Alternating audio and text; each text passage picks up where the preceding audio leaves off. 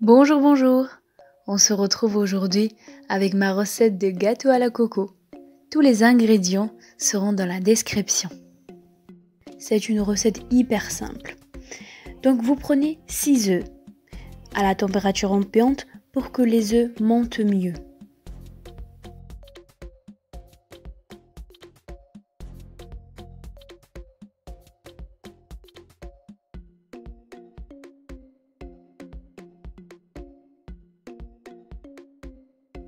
Ensuite, vous rajoutez 6 cuillères à soupe de sucre.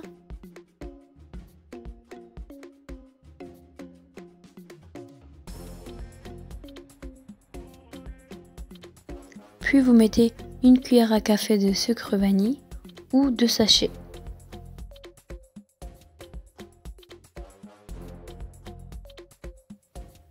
Vous les faites monter avec un robot, c'est beaucoup plus simple, ou avec un mixeur à la main, ça va être un peu plus compliqué, mais c'est faisable. Dès que les œufs ont monté, vous rajoutez 75 g d'huile. Vous pouvez déjà préchauffer votre four à 180 degrés. Et vous laissez mélanger encore quelques minutes. Nos œufs ont bien monté. On dirait de la mousse, c'est tellement aéré et tellement fluide. Ensuite vient l'étape de la farine. Vous tamissez votre levure chimique et 6 cuillères à soupe de la farine. Ça m'arrive d'avoir la flemme et ne pas tamisser la farine. Du coup, ça me fait des grumeaux et je suis obligée de mélanger un peu plus fort et la pâte ne monte pas comme je veux. Donc si vous voulez un gâteau vraiment aéré et bien monté, il faut tamisser la farine et mélanger tout doucement, délicatement. Le geste doit être de va-et-vient tout doucement. C'est la clé d'une génoise réussite. Si vous vous demandez, c'est ma maman qui m'a appris à faire des gâteaux. Grâce à elle, j'ai appris à être patiente avec la pâtisserie. Mais elle est plus passionnée que moi quand même. Donc je tamisse bien chaque cuillère. Et pareil, je mélange délicatement. En fait, j'ai accéléré la vidéo. Et c'est pour ça on dirait que je fais comme une dingue. Mais en fait, non, c'est tout doucement. Comme je vous ai montré au début. Vous prenez votre moule à cake, vous mettez le papier de cuisson. Ensuite, vous prenez un peu d'huile et vous badigeonnez autour et à l'intérieur de moule. Ensuite, pareil, délicatement, on verse la pâte.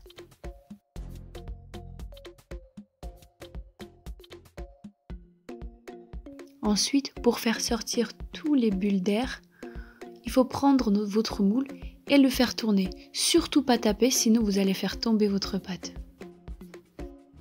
Votre four est bien chauffé à 180 degrés pour 45 minutes.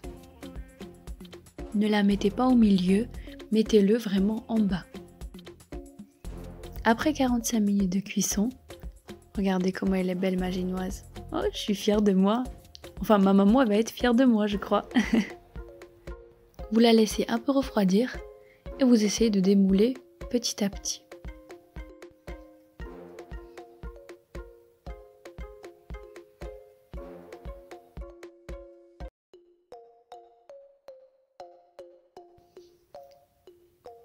Ensuite, vous démoulez délicatement. Là, j'ai pris une assiette trouée pour que l'air passe et que ma génoise se refroidisse plus rapidement.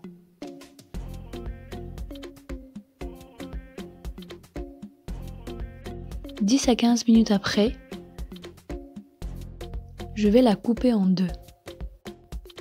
Au début, j'ai fait une démarcation avec le couteau pour voir où je coupe. Ensuite, je vais à l'intérieur.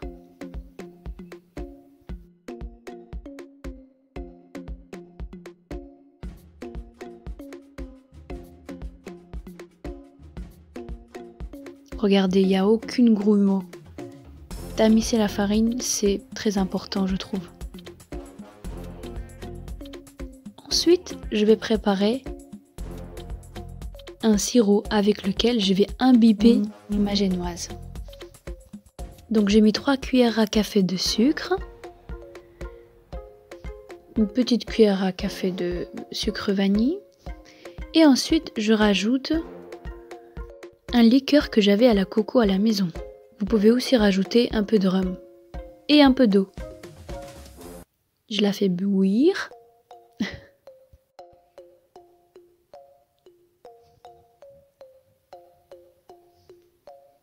Et ensuite, je la refroidis complètement. Donc, je peux aussi mettre au frigo. On attaque la crème. Vous prenez 500 g de mascarpone. Bien sûr, le bol doit être bien propre et sèche.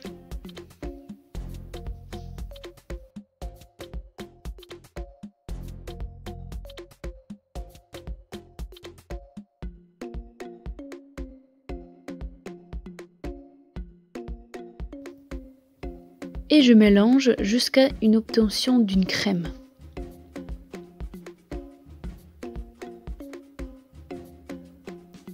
Ensuite, je rajoute la confiture de lait, donc lait concentré sucré, petit à petit.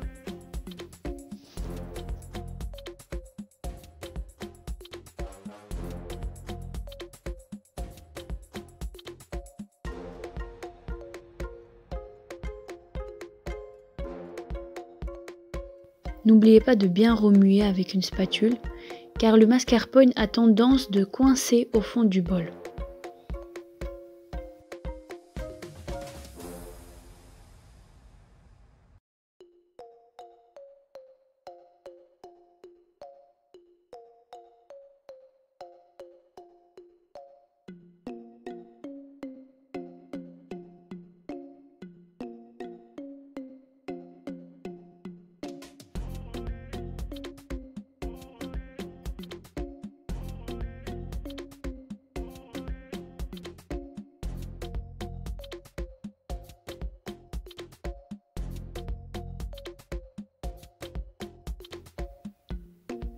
La crème doit bien monter. Elle doit devenir aérée.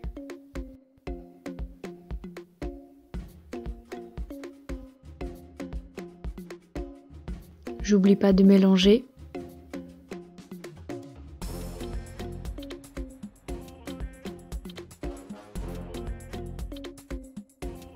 Après que le mascarpone et le confiture de lait sont bien mélangés entre eux, je rajoute de la crème entière très froid, 100 g. Là je fais à l'œil mais je me fais confiance.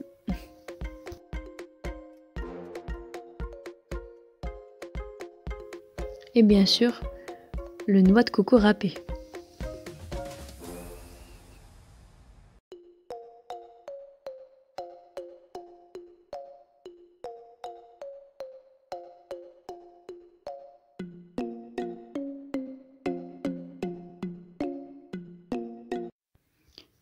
La crème, elle est bien consistante. Elle se tient bien. Elle est parfaite. Je suis trop contente.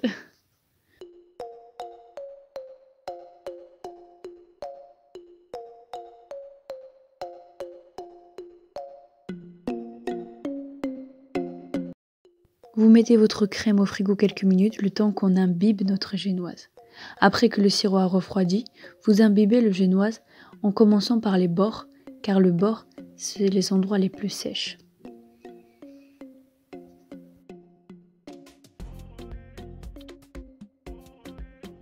Vous imbibez généreusement, n'hésitez pas.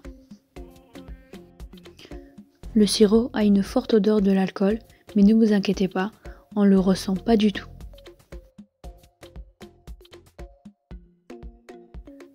Je prends une poche à douille et je mets de la crème à l'intérieur.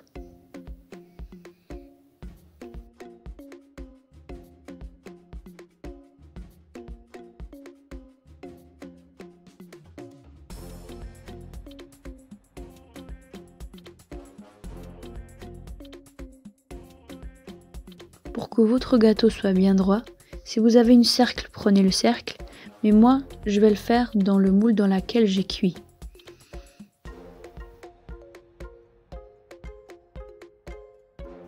Je dispose la crème avec une poche à douille, comme ça je suis sûre qu'il y a de la crème partout.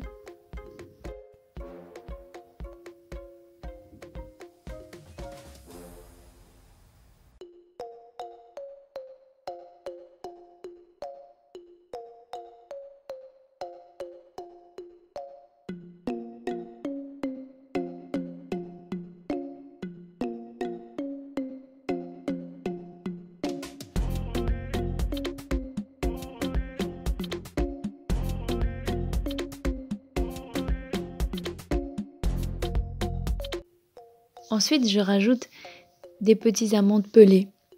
Ça rapporte ce petit côté croustillant que j'adore.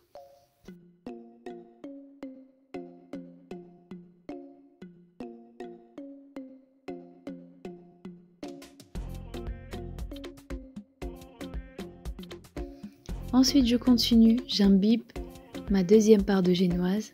Pareil, je commence bien par les bords, car c'est les endroits les plus sèches.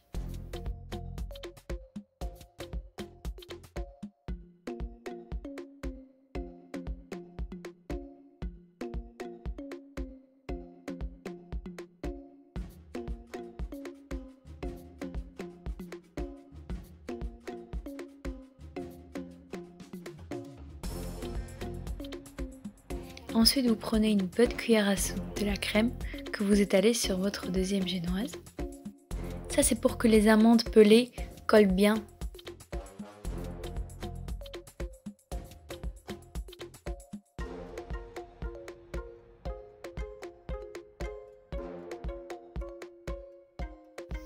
N'hésitez pas à bien appuyer, bien placer pour que les amandes, la crème se mélangent bien.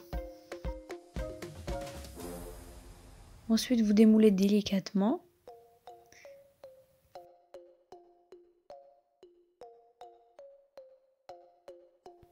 Et vous mettez encore une fois la crème.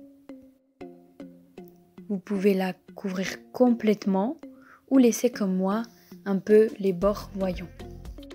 J'aime trop les gâteaux comme ça à l'américaine où on voit les parts de génoise. Je trouve ça plus naturel, moins prise de tête. Et puis je n'aime pas ces gâteaux parfaits avec une tonne de pâte à sucre. Mais le plus important, que le gâteau soit bon.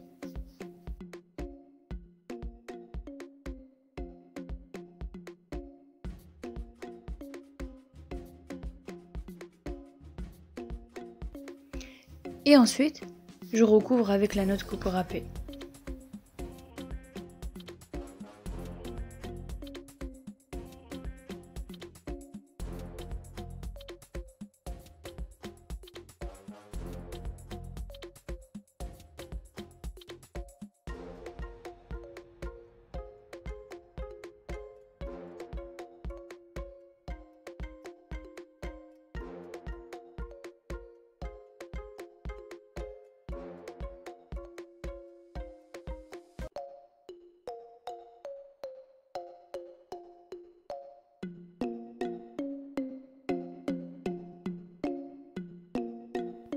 Vous pouvez la recouvrir de la noix de coco râpée. Moi aujourd'hui, il me restait de la crème. Du coup, j'ai décidé de faire des petits fleurs.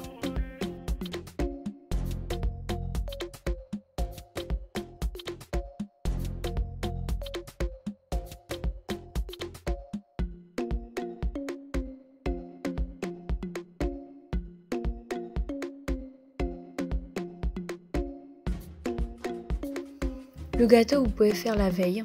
Comme ça, toute la nuit, la génoise va bien absorber la crème. Sinon, vous pouvez laisser minimum 4 heures au frigo.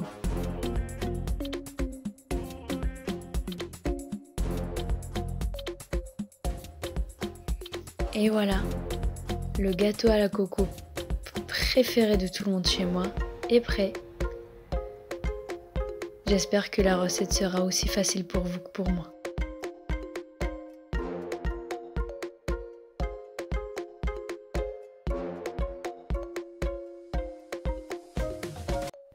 N'hésitez pas à me suivre sur Instagram. Je poste souvent des petites recettes faciles et rapides. Le gâteau est moelleuse, généreuse avec la crème et ces petits amandes pelées croustillants. C'est juste très bon. J'espère que la vidéo vous aura plu. À bientôt!